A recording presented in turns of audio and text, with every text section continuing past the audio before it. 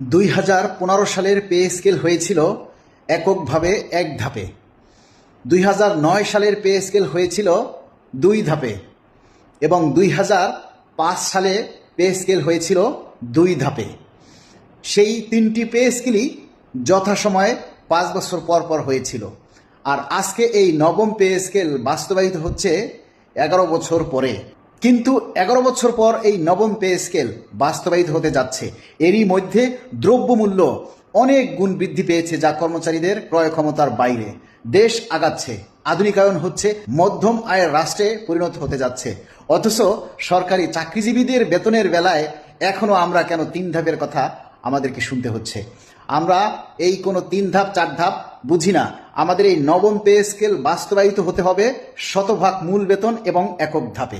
যদি 5 বছর পরেই পে স্কেল বাস্তবায়িত হতো তাহলে 3 না 4 ধাপে হলেও সমস্যা ছিল না। যেহেতু পে স্কেল হচ্ছে 11 বছর পর, এর মধ্যে 2টা পে স্কেল আমরা প্রাপ্য হয়েছি, সরকার দেয়নি।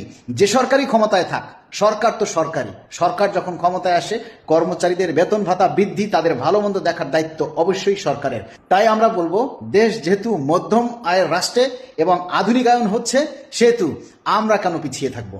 আমরা চাই আমাদের এই নবম পে স্কেল শতভাগ মূল বেতন সহ যেন এককভাবেই আমাদের এই পে স্কেল বাস্তবায়িত হয়। যারা এর পক্ষে আছেন তারা সবাই হা বলুন।